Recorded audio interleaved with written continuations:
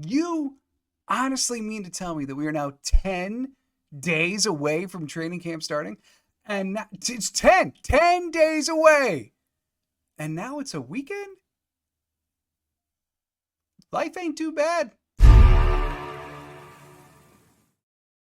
What's up, everybody? Welcome to another episode of Lombardi Time Brews, where I'm your host, John Delray. Today, we are rounding out our 5-part series, going through the 90-man roster player by player with one fact for each. Today, we're starting off with Eric Stokes, then taking it all the way down to number 1. And I guess technically 0-2, but no, Packers are wearing 0, so we don't got to worry about it. But 21 through the end with one fact for each. And these facts can be, they're granted, there's always context around just individual facts, right? But some of them are about their play on the field. Some of them are about maybe things that have happened off the field. Some maybe cracking the code as to what can make the player most successful. So let's get rolling with jersey number 21. That is indeed Eric Stokes. See, much is made about Eric Stokes and his speed, right? Like when he hurt his hamstring, the major concern was, is he going to get that speed back? It's so elite. It's so good. It's what his game is made of, is his speed, which, by the way, apparently is fully back, according to him. And of course, Matt LaFleur has been very complimentary of him as well. But when he came out of college, University of Georgia, not too long ago, just how fast was he? Well, he had an elite RAS of 9.37, which seems to indicate pretty freaking fast, and a 4.31 40. Again, pretty dang good. But the thing is, there's another corner who also happens to be pretty dang athletic. If you're on the visual side of things, just take a look at those numbers there. See, Eric Stokes is always talked about with his speed. Jair Alexander's darn near as fast, just 0.07 slower on the 40, which, is a chunk, but it's not dramatically significant. But then the splits, the 10-yard and 20-yard, they're even one apiece. And then in terms of agility, Jair wins that, and it's really not even that close. So the conversation suddenly becomes, yes, we can acknowledge Stokes is insanely fast, but is Jair Alexander too? And why don't we talk about that the same way? Moving on to player number 20, that would be Javon Bullard. Yeah, the second-round safety out of Georgia. Again, Georgia. But there's something going on here with the Packers and their drafting this year, last couple of years, etc. See, they brought in Evan Williams, missed tackle rate of 13.8%. They brought in Oladapo, 12.1% this last year. And Javon Bullard, the best of all of them, at only 10.8% for missed tackles. If they carried over their percentages, and let's put them on last year's roster that had Rudy Ford, Darnell Savage, whatever, those missed tackle percentages would rank 2nd, 3rd, and 5th in the Packers' safety room. So, for reference, last year, the Packers' safeties with the highest amount of snaps were Darnell Savage and Jonathan Owens. They combined for 24 missed tackles per PFF's tracking. Bullard and McKinney combined for only 14 last year. See, I believe fully that the Packers knew that they had to start getting better at tackling, and Javon Bullard very much part of the ingredients there. Next up, number 19. Daniel Whelan, the Irishman. He punted the ball a grand total of 2,634 yards last year, which roughly translates to 1.5 miles in the air in punting distance. And the good news for the Packers, all that distance actually resulted in not that many returns. Why do I say that's good news? Because ideally, you really don't want punts returned, especially when you have the Packers coverage unit. You do not want punts returned, and Dan Whelan was quite great at that. Out of all of the punters in the NFL last year with at least 49 punts, there were 29 of them. He ranked 21st out of those 29 with only 36.8% of his punts being returned. His hang time might have also had something to do with it, and compared to the same group of punters, Whelan ranked 3rd in the NFL with an average hang time of 4.51. Nearly a full half second better, and in hang time, that's a lot. Nearly a full half second better than his predecessor, Pat O'Donnell, the year prior. Next up, number 19, Demitri Stanley. And frankly, there are not too many pictures out there of Demitri Stanley, but the dude is pretty freaking fast, and so I kind of like the blurry racing photo there of Demitri Stanley. But here's the thing. are some guys that you do this exercise, you look through the entire roster and you look at, they're at UDFA, they've brought in rookie tryout, whatever, right? And then you look at their college stats and nothing really stands out. They weren't super productive. Then you look at their RAS and you're like, oh, maybe they're uber athletic and like maybe they're just banking on the freak putting it together. In the case of Demitri Stanley, they see something to build on, but when you look at just pure numbers, I'm not quite so sure. He wasn't exactly the largest producer at either one of his two colleges in Iowa State or Colorado. But there is one very interesting trend. In 2022, in its first year at Iowa State, he played 532 snaps. 2023, that number sank to only 294. He was still active for every game, so it's not like it was due to injury, it's just a massive drop-off in playing time. So he's playing less, he was being targeted less. But at the same time, in that less play, he became amazingly efficient. In 2022, he was targeted 57 times with a catch percentage of only 57.9%.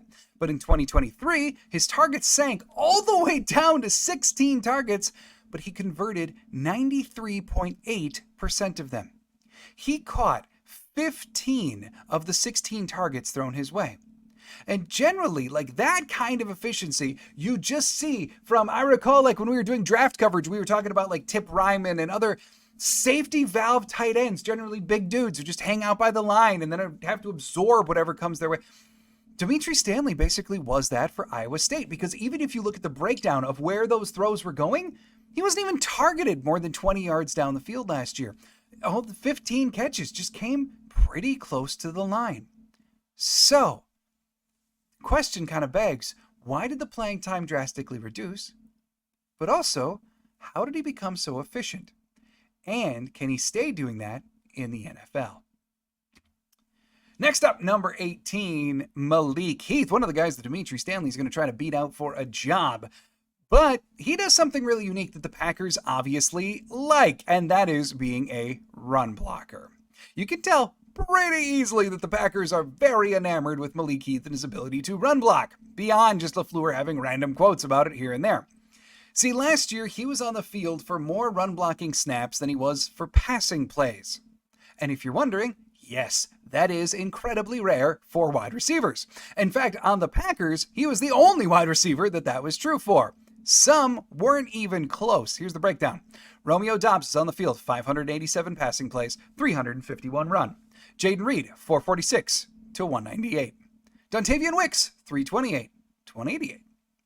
Christian Watson, 315 to 190. Samori Toure, 89 to 50. And then Bo Melton, 96 to 82. Malik Keith was the only one that had more run plays than pass plays. Melton's the only one who came even remotely close. So the thing is, Malik Keith in his grading was above average as a run blocker. But if he can truly become the dynamo that Allen Lazard was in that regard, yeah, his job is pretty secure. Next up, moving on to number 17, the first of two number 17s. This one happening to be Michael Pratt. The man needs time, both in terms of just overall development. He was a 7th round pick. He's a rookie, etc. But also literally on the field. The two categories of throws that feature his highest turnover-worthy play percentage every year were no screen passes and non-play action plays. Just standard plays had the highest. Plus, his pressure to sack rate was over 20% every year in college, which is quite high. His shortest time to throw in college was 2.69, which ranked, it was in 2021, okay? It put him 34th out of 60 eligible passers. His slowest time?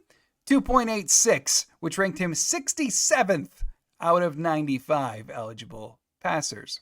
If Pratt wants the number 2 job in a Matt LaFleur offense where timing is so important, getting the ball out is so important in LaFleur's offense. If Pratt wants that number 2 job, the key may very well be development in the area of getting the ball out. Next up, the other number 17, little buddy. I'm going to have to stop calling him Little Buddy. I've been calling him Little Buddy for a while, and I'm going to have to stop because the dude, I didn't even know this, he's 6'5". Yeah, no, I'm not kidding. 6'5". That is gigantic for a kicker. In fact, it's tied for the tallest projected starting kicker in the NFL. You want to know who he's tied with? His brother, who's also 6'5". Now, it's worked out for Daniel Carlson, but traditionally in the NFL, really tall kickers generally struggle. In a 2017 article for Packers News that was actually talking about other kickers years ago, but still highly relevant, here's the exact quote from Packers News. 3 special teams coaches for NFL teams agreed that as a general rule, more can go wrong the taller the kicker is. Their feet are too big, said one AFC coach. A lot of times they catch it on the ground before they hit the ball. Can't always hit the sweet spot on his foot because he's wearing like a size 12 shoe. They've got more of a wind-up, so the angle of their foot making contact with the ball can be different. With short guys, everything's just so compact. Another coach from the AFC said more moving parts means more margin for error. There's more movement, he said. Smaller kickers can neutralize size and strength how quickly they move their foot from point A to point B. You see big guys as punters because you want long levers. Levers? Yeah, gotta be levers, sorry. You want linear movements as a punter, whereas you want centrifugal around movement. Elliott's than Harrison Butker is soccer. Jordan Edney was 6'5 and a half, 225 pounds, and Mike Vanderjagt is 6'5", 211. Probably have been the most successful tall kickers in the NFL over the past 2 decades. Nedney made 80.3% of his kicks for 7 years. Vanderjagt converted 86.5% with the Colts and Cowboys. And then here's the ending quote from one coach. Man, those guys are just so rare. So, coach, with a punter, you want those 6'4", 6'5" guys. Kickers, you really don't. Ruh-roh, Raggy. Little buddy, you gotta prove him wrong. Next up, number 16, one of his competitors, that would be James Turner, the former Louisville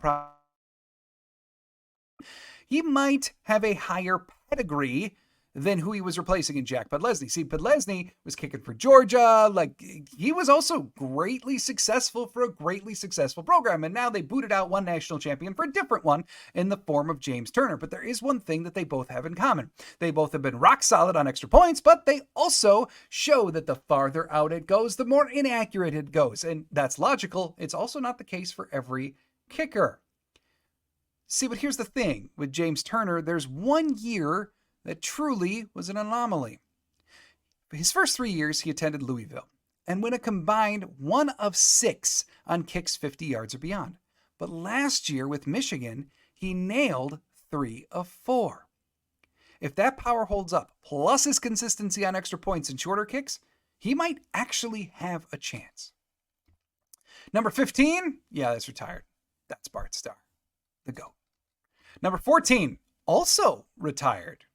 For the best there ever was, the wide receiver position, still holder of some records, Don Hudson. But then number 13, maybe it'll be retired someday, because we're talking Dontavian Wicks.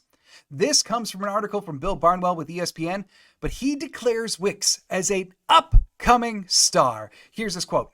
Wicks averaged 2.2 yards per route run as a rookie. Over the past decade, 21 wideouts have averaged more than 2 yards per route run in their debut campaign, and the vast majority have had impressive careers so far. Green Bay has 3 on its roster, Wicks, Watson, and Jaden Reed.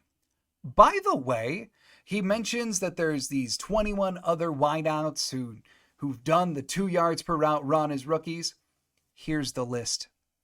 Drake London, Chris Olave, Jamar Chase, Kadarius Toney, Justin Jefferson, Terry McLaurin, Deebo Samuel, A.J. Brown, Hunter Renfrow, Cooper Kupp, Chris Godwin, Juju Smith-Schuster, Michael Thomas, Tyreek Hill, Mike Evans, OBJ, Martavius Bryant, and Devin Funchess.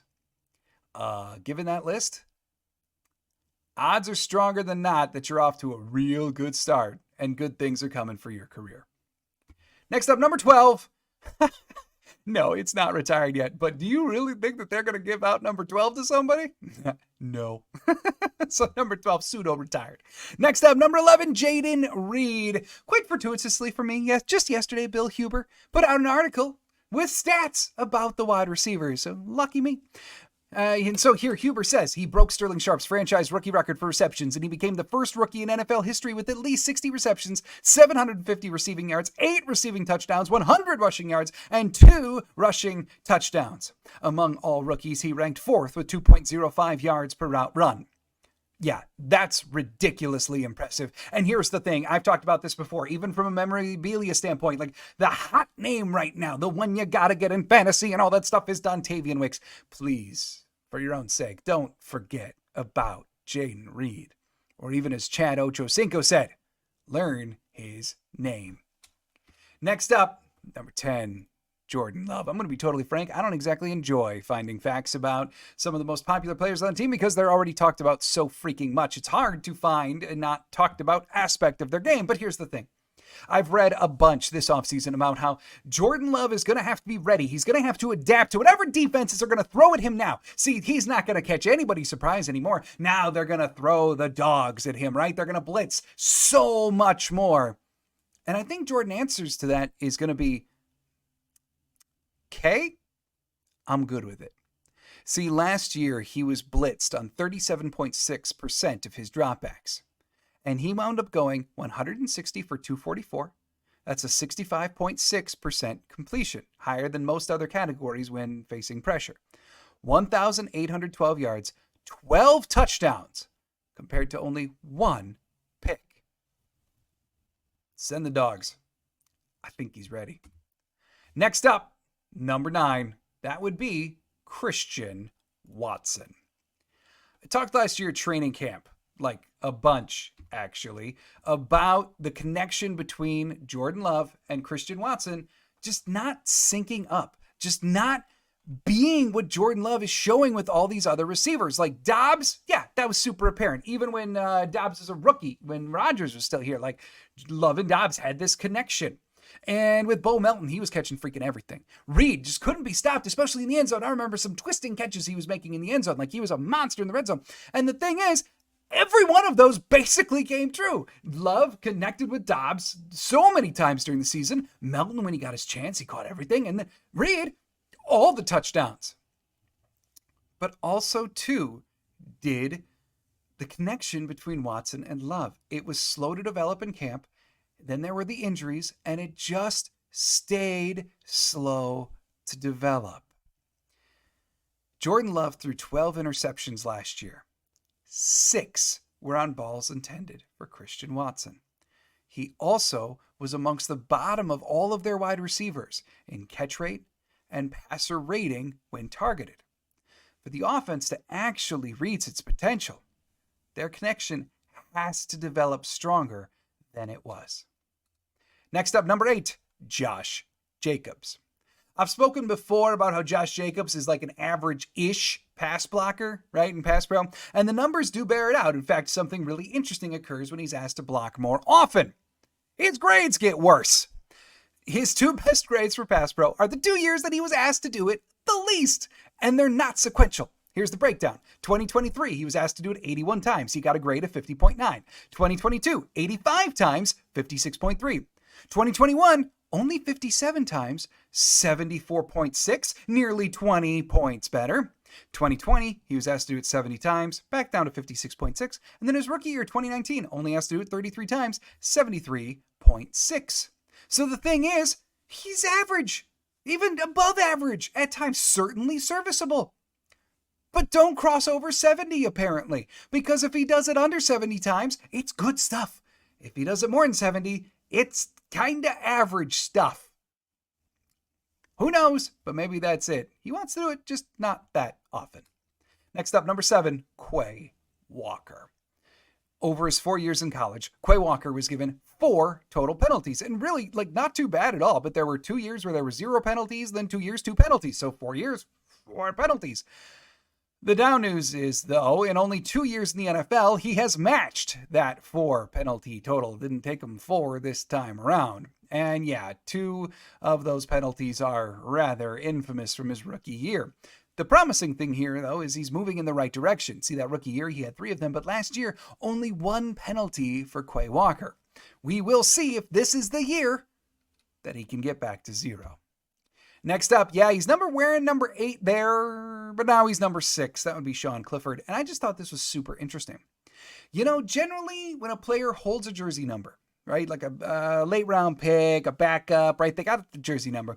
And then the team goes out and signs an all-pro, and they want that number. You generally hear about, well, the all-pro bought him a car, gave him 10 grand, gave 100 grand to the United Way, whatever, had to pay for that number somehow.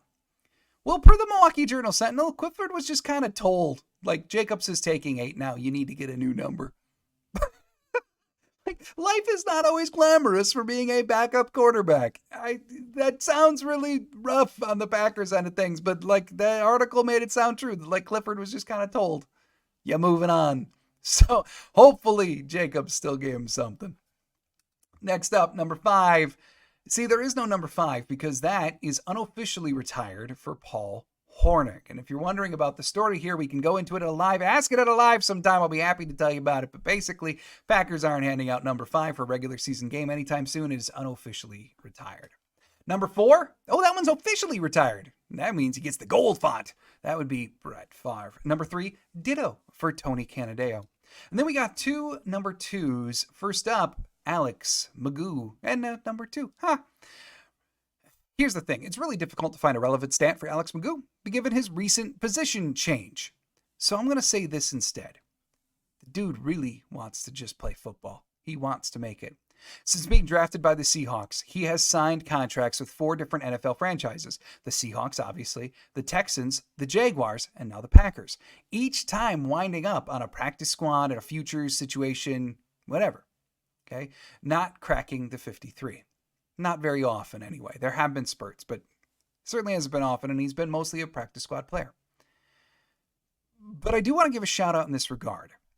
Okay, he was trying to make it as a quarterback. It's not working. Switch to wide receiver. Frankly, for him, that's not great. It's an equally stacked position in Green Bay. But there's a reason why I really do want to root for Alex Magoo. See, last year at training camp, you know, when the practice is done, players are inevitably taking off their pads. Some do stretching. Some just go do extra work by the punt team, whatever, right? But it just kind of breaks and everyone just kind of goes their way and whatever. And then some guys go inside to the Don Hutson Center, whatever. And then sometimes guys will run over and do autographs. Okay, but not a ton. Well, there was one day that I was watching and practice got done. Everyone goes their separate ways. Magoo is all the way across the practice field, all the way across Ray Nitschke Field, and he's by the door that's like going into the Don Hutson. If you're unfamiliar, this is literally a football field away. And then someone yelled his name. They recognized him. They yelled his name. And I was immediately thinking like, oh, well, I mean, they must know him, right? Like family coming to visit, whatever. And most players in that situation, if they don't know the person across the field, they're just going to turn and go, hey, see ya, and then go inside. Or they're just going to pretend like they don't hear it, whatever. Magoo heard his name, turned, waved, and then ran back all the way across the field. And from the appearance, he did not know these people because they got up there, he gave Shake of the hand, they took a picture, he signed their stuff.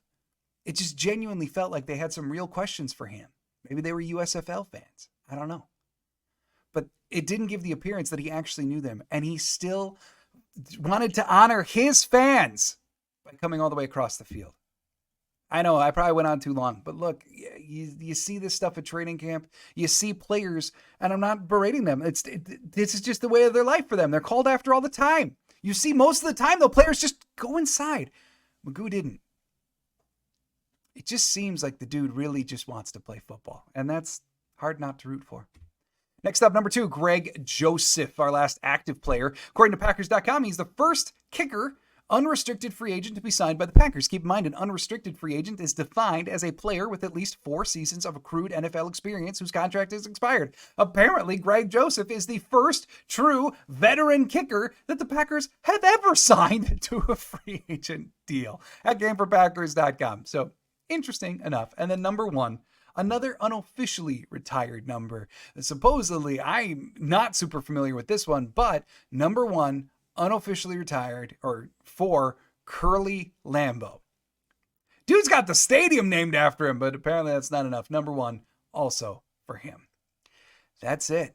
That concludes. We have gone all the way through. There's no number 0. We've gone all the way through 99, all the way down to 1 with a fact for every single guy. I do hope you enjoyed this series. This is a series.